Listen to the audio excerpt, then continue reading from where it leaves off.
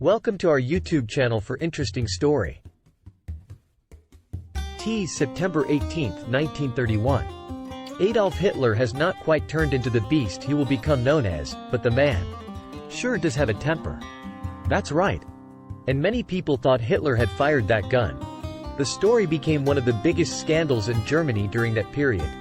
There's just so much people don't know about Mr. Adolf Hitler. That's why today we're going to take a look at his life and try and figure out why he was the way he was.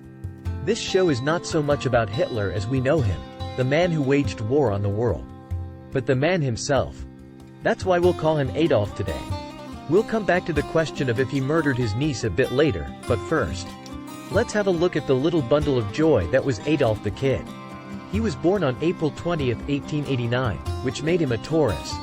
Okay, so we know most of you don't believe in that kind of thing, but there's no doubt that Adolf was the proverbial bull in a china shop. He smashed up half of Europe. He was born in what is present-day Austria to his father, Alois, and his mother, Clara. You'll hear many unusual things today, including that Clara was Alois's third wife and also his second cousin. She became part of his household at the age of 16, but first as a maid. At that time, Alois was still married to his second wife. Clara left the household but came back when Alois's second wife died. She helped Alois bring up the children and then got pregnant with him. As this was a sketchy business back then, they had to go to the church and ask for permission to marry. What's also strange is that she still called him uncle when she was intimate with him. As you'll see later in this show, in relation to Adolf, we can invoke the expression, the apple doesn't fall far from the tree. The two were married in January 1885. Adolf was their fourth child. Clara absolutely loved him. He was a mommy's boy, no doubt, which shaped the man he would become. There has been some speculation that Adolf was beaten by his father and shielded by his mother, but historians aren't too sure just how physical Alois got with Adolf. Still, it's said that Alois was domineering, aggressive, and sometimes cruel.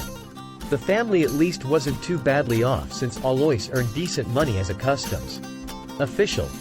One of the reasons that Clara liked Adolf so much was the fact that she had already lost two of her kids, Gustav and Ida, to diphtheria.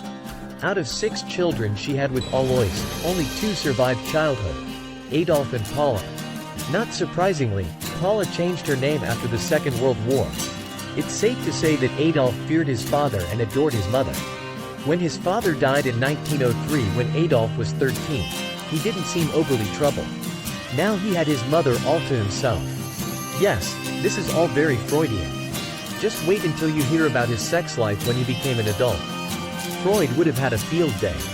Adolf was always a sickly child, so soon after his father's death, Clara pulled him out of school and told him he could concentrate on his newfound love, art. He loved sketching, playing piano, and was keen on other creative pursuits. This is why she was supportive when he told her he wanted to go to Vienna to try and become a paid artist. Off he went, and oh boy, did he struggle to make it. At times, he barely had enough money to feed himself. Vienna was a nightmare. In 1906, Clara discovered a lump in her breast and so went to the family doctor. It wasn't good news. She had breast cancer. But it seems the doctor didn't tell her at first. It was Adolf that eventually told her what was wrong. This devastated him. Stay tuned with us for more episodes. Thanks for watching.